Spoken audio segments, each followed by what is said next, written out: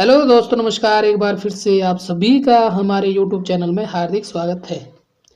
तो आइए दोस्तों, टीचिंग एप्टीट्यूड से लेकर हम जो क्वेश्चन कर रहे थे, तो आज जो है दोस्तों इसका पार्ट 3 है। पार्ट 2 में हमने कितने क्वेश्चन कर दिए हैं? लगभग 200 क्वेश्चन पूरे कर दिए हैं। टोटल जो है टीचिंग एप्टीट्यूड से लेकर 450 प्लस के आसपास क्वेश्चन आपको देखने को मिलेंगे। काफ़ी इम्पोर्टेंट है। जिस बुक से लिए गए हैं वो बुक काफ़ी अच्छी है, अच्छे प्रकार के प्रश्न बने हैं। तो प्रश्न नंबर 201 है दोस्तों, कक्षा में लोकतांत्रिक मूल्यों की स्थापना हेतु अध्यापक निम्न में से क्या उपागम अपनाता है? बताइए। छात्रों को स्वतंत्र निर्णय लेने का पूरा अधिकार देता है, या दूसरा है किसी मामले में निर्णय लेते समय वह छात्रों का मार्गदर्शन करता है किंतु अपने विचारों को उन पर नहीं थोपता।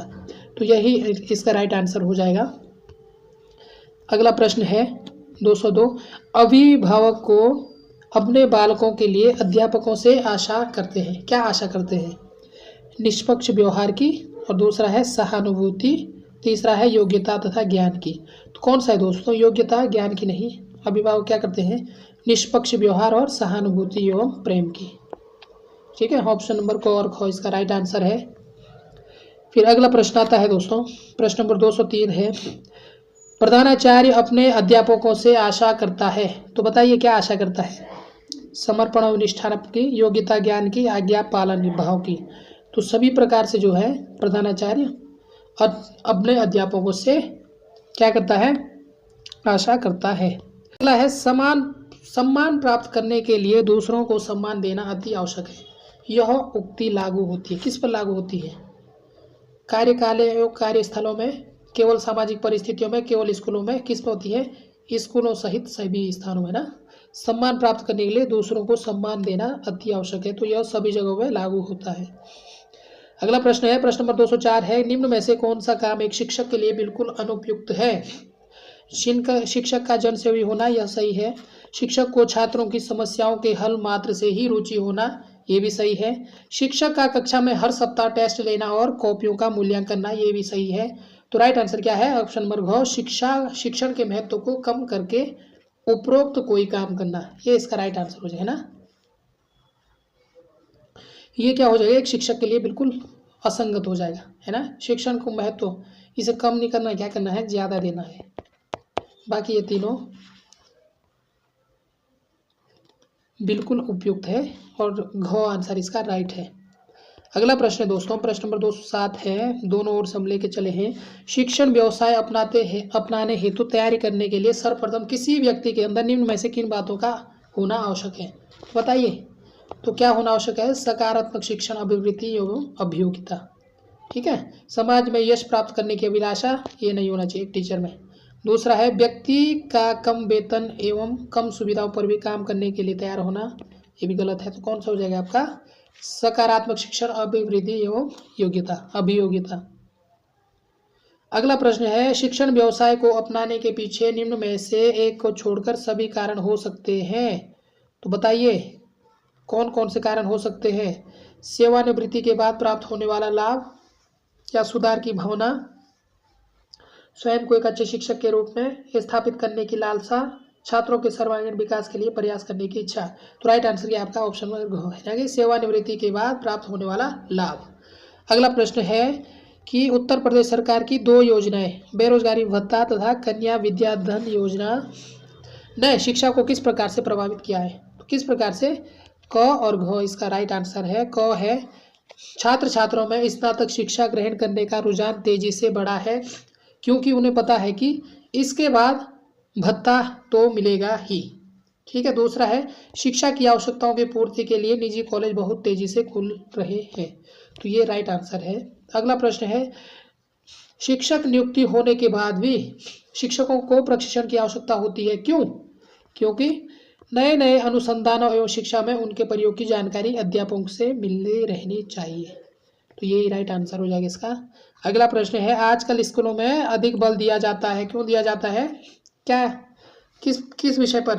यानी कि सूचनाओं को रटवाने में आजकल 2 स्कूलों में बल दिया जाता है, जो कि गलत है। ठीक है, option number A right answer है। अगला प्रश्न है, वर्तमान आधुनिक शिक्षा एवं उसका स्वरूप है, तो किस प्रकार से है? छात्र को दिशा देने में असमर्थ। शिक्षा तो है लेकिन कैसी है, छात्रों को दिशा नहीं दे पा रहे सही रूप से।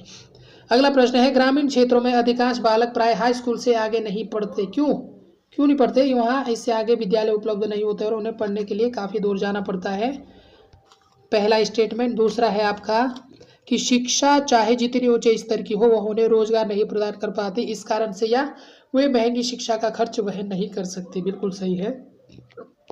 ग्रामीण क्षेत्रों में क्या होता है, बच्चे हाई स्कूल के बाद पढ़ नहीं पाते, इसका एक ही कारण है कि शिक्षा का क्या होना, महंगी होना। अगला प्रश्न है कि शिक्षा के क्षेत्र में आप उपयुक्त एवं योग्य व्यक्तियों को किस प्रकार प्रेरित करेंगे? तो बताइए। शोध प्रोत्साहन एवं पुरस्कार देकर। किस प्रकार से करेंगे? शोध प्रोत्साहन एवं पुरस्कार देकर जो है प्रेरित करेंगे। अगला प्रश्न है, वर्तमान में किस प्रकार की शिक्षा छात्रों तथा समाज के लिए लाभप्रद है? तो किस प्रकार की शिक्षा है? रोजगार परक तथा व्यावसायिक शिक्षा, जो कि वर्तमान समय में नहीं है। अगला प्रश्न है दोस्तों, शिक्षकों को राष्ट्रीय भावना के विकास हेतु क्या कदम उठाने चाहिए? बताओ। तो क्या कदम उठाना चाहिए? विद्यालय में ऐसे कार्यक्रम का आयोजन करना चाहिए जिससे छात्रों में राष्ट्रीय भावना जागे। तो यही इसका राइट आंसर है। अगला है, एक शिक्षक के नाते माध्यमिक स्तर पर अध्यापकों के स्थानांतरण के विषय में आपकी क्या राय है? बताइए। स्थानांतरण होना नहीं चाहिए या यदि अध्यापक चाहता हो तो स्थानांतरण किया जाना चाहिए। अध्यापकों को उनके गलत कार्यों की सजा देने के लिए स्थानांतरण, या स्थानांतरण से अध्यापकों के अनुभव में वृद्धि होती है। तो तीनों गलत है। तो क्या है, अगर अध्यापक चाहता है कि मेरा स्थानांतरण हो तो उसका स्थानांतरण कर देना चाहिए। अगला प्रश्न है, छात्रों में खेलकूद की रुचि एवं भावना का विकास तभी तेजी से हो सकता है जब, पता है जब क्या होगा? खेलने के बाद छात्रों को फल आदि खाने को दिया जाए, या स्कूल में भी छात्रों को खेल कूद के पर्याप्त अवसर दिए जाए और उसे अभिप्रेरणा के नियमों से जोड़ा जाए। तो यही राइट आंसर है। अगला है, ट्यूशन या अन्य किसी प्रकार की कोचिंग के संबंध में आपकी क्या राय है? बताइए क्या राय है? इससे अध्यापक अध्ययनशील रहता है और उसका ज्ञान बढ़ता है, गलत है। यह अध्यापक की गरिमा को बहुत गिरा देता है, ये भी सही है। इससे छात्रों को स्व अध्ययन के लिए अवसर नहीं मिलता, बिल्कुल, क्योंकि छात्र स्कूल से टीचर जाते हैं, ट्यूशन से सीधे घर जाते हैं और थक कर सो जाते हैं, जिससे बच्चों को क्या नहीं मिल पाता, पर्याप्त समय नहीं मिल पाता पढ़ने का। ठीक है। अगला प्रश्न है 218 है, छात्रों को वाचनालय से जोड़ने के लिए आप क्या सुझाव देंगे? तो क्या सुझाव देंगे वाचनालय से जोड़ने के लिए? पहला है, समय तालिका में सप्ताह में एक कालांश वाचनालय के भी निर्धारित किए जाना चाहिए। और दूसरा है, तो इसका राइट आंसर है दोस्तों, वाचनालय में छात्रों के स्तर एवं रुचि के अनुसार पुस्तकें जुटाई जाए। अगला प्रश्न है 221 है, अध्यापक गण ट्यूशन की ओर कब भागते हैं? बताओ कब भागते हैं? जब स्कूल में उनका वेतन कम होता है और जब उनके अंदर बहुत लालच है ना। अध्यापक ट्यूशन का पढ़ाते जब उनके अंदर पैसा कमाने की लालसा हो, सरकारी भी और खुद के प्राइवेट ट्यूशन से भी। अगला प्रश्न है, प्राथमिक स्तर तक बच्चों को शिक्षा महिलाओं द्वारा ही दी जानी चाहिए, क्योंकि बताओ महिलाएं बच्चों को कड़ा दंड नहीं देती, महिलाओं में बच्चे अपनी माताओं का लक्षण पाते हैं, या महिलाओं को घरों में बाल मनोवैज्ञानिक का अपेक्षाकृत अधिक एवं प्रत्यक्ष अनुभव होता है ना। महिला को पता होता है कि उसके बच्चे किस प्रकार से हैं, किस प्रकार से उन्हें सिखाना है। अगला प्रश्न है, प्रश्न नंबर 225 है, छात्रों में मौखिक अभिव्यक्ति को विकसित करने का तरीका है, क्या है? परिचर्चा का आयोजन, भाषण प्रतियोगिता और अंत्याक्षरी, उपरोक्त सभी से, है ना। इससे उनके जो है बोलने की क्षमता जो है बढ़ सकेगी। अगला प्रश्न है, विद्यालय में छात्रों का स्वास्थ्य परीक्षण क्यों आवश्यक है? बताइए। क्योंकि छात्रों की स्वास्थ्य संबंधी कुछ समस्याओं को जानना स्कूल के लिए आवश्यक है ना। छात्रों का स्वास्थ्य जानना भी स्कूल के लिए क्या है, आवश्यक है। अगला है, यदि आपके अंदर ऐसी कोई बुरी आदत है जिसका छात्रों द्वारा अनुकरण करना आप अच्छा नहीं समझते, तो आप क्या करेंगे? ये 4 स्टेटमेंट देखिए। सबसे जो उपयुक्त स्टेटमेंट आपका पहला है, कम से कम छात्रों के समक्ष आप उस आदत को नहीं आने देंगे। तो यही इसका राइट आंसर है। अगला प्रश्न है दोस्तों कि शिक्षक के लिए मानसिक स्वास्थ्य के साथ साथ शारीरिक स्वास्थ्य क्यों आवश्यक है? क्योंकि शिक्षण कार्य में अध्यापकों को कैसे रहना पड़ता है, निरंतर क्रियाशील रहना पड़ता है, और शिक्षण में मानसिक एवं शारीरिक दोनों प्रकार की क्रियाओं की आवश्यकता पड़ती है। बिल्कुल पड़ती है। अध्यापकों को छात्रों के साथ लेकर खेलना भी पड़ता है। तो इसका जो उपयुक्त आंसर है वो है क और ख, है ना। अगला प्रश्न है, यदि आपको किसी ऐसे स्कूल में प्रधानाचार्य नियुक्त करके भेज दिया जाए जिसकी स्थिति बहुत गिर चुकी है, तो आप क्या करेंगे? तो क्या करेंगे?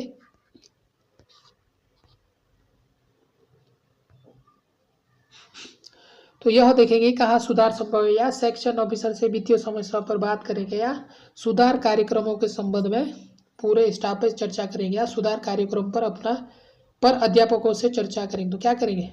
सुधार कार्यक्रमों के संबंध में पूरे स्टाफ से चर्चा करेंगे।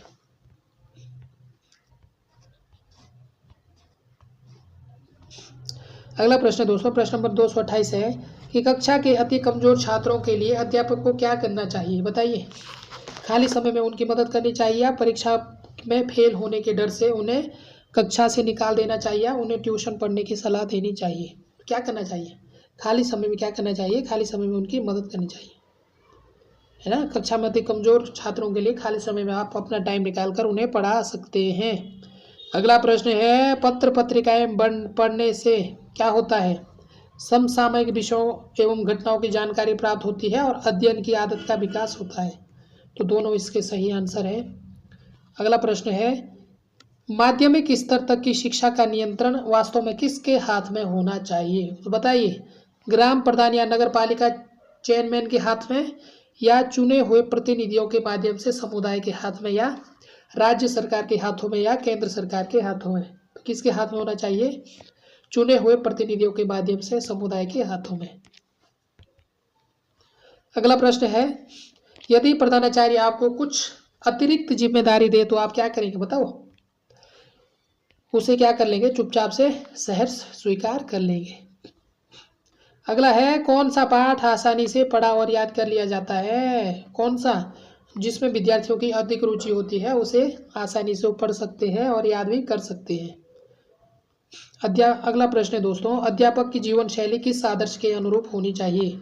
कैसा होना चाहिए? सादा जीवन उच्च विचार। ठीक है, यह अध्यापक की शैली है। अगला प्रश्न है, संपूर्ण शिक्षक व्यवस्था में सुधार लाने के लिए निम्न में से क्या आवश्यक है? तो क्या आवश्यक है? अध्यापक की अभिरुचि में परिवर्तन। ठीक है, संपूर्ण शिक्षण व्यवस्था में सुधार लाने के लिए आवश्यक क्या है? अध्यापक की अभिरुचि में परिवर्तन।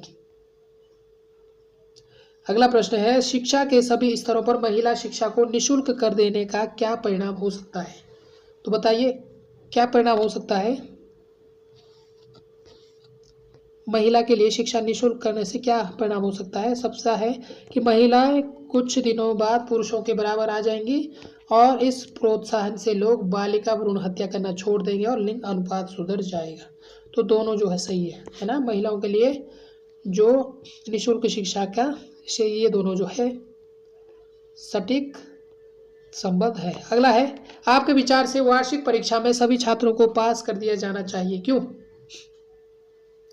जी हाँ, इससे बच्चों का मनोबल नहीं गिरेगा। दूसरा है, जी नहीं, ऐसे करने से बच्चे पढ़ना तथा ज्ञान को याद रखना ही छोड़ देंगे। या जी नहीं, इससे पूरी शिक्षा व्यवस्था आगे चलकर ध्वस्त हो जाएगी। क्या हो जाएगी? ध्वस्त हो जाएगी। मतलब वार्षिक परीक्षा में सभी छात्रों को पास कर दिया जाना चाहिए, नहीं कर देना है ना। पास उसे किया जाना चाहिए जो पास लायक हो। अगला है, एक अध्यापक के रूप में आप जाति एवं वंश के नाम पर भेदभाव को कैसा समझते हैं? तो कैसा समझते हैं? इस व्यवस्था का संबंध धर्म एवं आस्था से है, इसलिए इसे समाप्त नहीं किया जा सकता। गलत है। यह अवैज्ञानिक सोच है जिसको वर्तमान समाज में कोई स्थान नहीं, और इस भावना को समाज से अविलंब समाप्त होना चाहिए। तो पहला और ख और ग दोनों सही है। अगला है, बालक के लिए संवेगात्मक आघात का अनुभव कराने वाली परिस्थिति है। तो क्या क्या परिस्थिति है दोस्तों? ये सभी है, पक्षतापूर्ण शारीरिक दंड, या बालक को दी जाने वाली मानसिक यातना, छात्र को बिना किसी बड़ी गलती के स्कूल से निकाल दिया जाना, या छात्र की कमजोर आर्थिक स्थिति का कक्षा में माहौल। तो ऑप्शन नंबर घ इसका राइट आंसर रहेगा। 38 है कि व्यवसाय की अपेक्षा अध्यापन कार्य महिलाओं के लिए अधिक उपयुक्त है, क्योंकि क्योंकि इसमें नारी को सम्मान भी मिलता है और साथ ही किसी भी प्रकार के दुर्व्यवहार की संभावना भी बहुत कम हो जाती है। ठीक है, महिला के लिए टीचर बनना इसीलिए आवश्यक है क्योंकि इसमें क्या हो जाता है, महिलाओं को सम्मान मिलता है। सामाजिक परिपक्वता निम्न में से किसके द्वारा प्रदर्शित होती है? बताइए। व्यक्ति के जीवन, उद्देश्य, आवश्यकताएं तथा सामाजिक मान्यताओं के बीच संतुलन। ऑप्शन नंबर ख। अगला है, क्रोधी एवं संवेदनशील स्वभाव के बच्चों को डील करने का क्या तरीका है? तो बताइए। इस प्रकार से बच्चा आपके सामने आता है तो क्या करेंगे? उसके क्रोध एवं संवेदनशीलता को किसी ऐसी दिशा में मोड़ दिया जाए जो छात्र के लिए उपयोगी हो। बिल्कुल सही है, ऑप्शन नंबर क। अगला है, यौन शिक्षा छात्रों को देना आपकी दृष्टि में कैसा है? तो बताइए। छात्रों को भ्रम की दुनिया से निकालने तथा उन्हें यौन अवस्था की समस्याओं की वास्तविक जानकारी देने के लिए आवश्यक है ना? बच्चों को यौन शिक्षा देना भी क्या है? आवश्यक है। अगला है, यौन शिक्षा प्रदान करने का सशक्त माध्यम है तो किसके माध्यम से? पाठ्य पुस्तकें, माता पिता की शिक्षा या यौन समस्याओं पर बनी फिल्में। तो किस पर है? अध्यापकों द्वारा दिया जाने वाला मार्गदर्शन। सही है। अगला प्रश्न है, प्रत्येक शिक्षक का कम से कम 2 कालांश रोजाना खाली होना चाहिए। क्यों? छात्रों के कार्यों को चेक करने के लिए। क्यों? ताकि वो छात्रों के कार्य को आसानी से चेक कर सके। अगला प्रश्न है, छात्रों को निर्णय लेने की स्वतंत्रता कहाँ तक होनी चाहिए? कहाँ तक होनी चाहिए? जहां तक उसका निर्णय स्कूल के नियमों एवं सिद्धांतों से न टकराए। ऑप्शन नंबर घ इसका राइट आंसर है। बच्चों में मौलिक चिंतन की शक्ति विकसित की जा सकती है, स्व अध्ययन से बढ़ती है, जन्मजात होती है। तो कैसी होती है? विकसित की जा सकती है और स्व अध्ययन से बढ़ती है मौलिक चिंतन की शक्ति। अगला प्रश्न है, द्रोणाचार्य एकलव्य की कहानी से आपको क्या शिक्षा मिलती है? तो बताइए। शिष्य को सदैव गुरु का आज्ञाकारी होना चाहिए। द्रोणाचार्य एकलव्य की कहानी से क्या शिक्षा मिलती है? शिष्य को सदैव गुरु का आज्ञाकारी होना चाहिए। अगला प्रश्न है दोस्तों, आपके विचार में चिंतन शक्ति विकसित करने का क्या उपाय है? तो बताइए क्या उपाय है? छात्रों को समस्या समाधान विधि से पढ़ाया जाए, या छात्रों को खोज एवं ब्रेन स्टार्मिंग विधि से पढ़ाया जाए, या छात्रों में स्व अध्ययन की आदत का विकास किया जाए। तो तीनों कथन सही है। अगला प्रश्न है, हकलाने वाले छात्रों के प्रति आपका क्या रवैया होगा? तो क्या करेंगे आप? जो छात्र हकलाता है उसके साथ सहानुभूति पूर्ण रवैया रखना चाहेंगे। ठीक है, ये राइट आंसर हो जाएगा। और अगला प्रश्न है, स्कूल में शिक्षकों में असंतोष का प्रमुख कारण होता है प्रधानाचार्य या प्रबंधन समिति द्वारा पक्षपात। इसका राइट आंसर।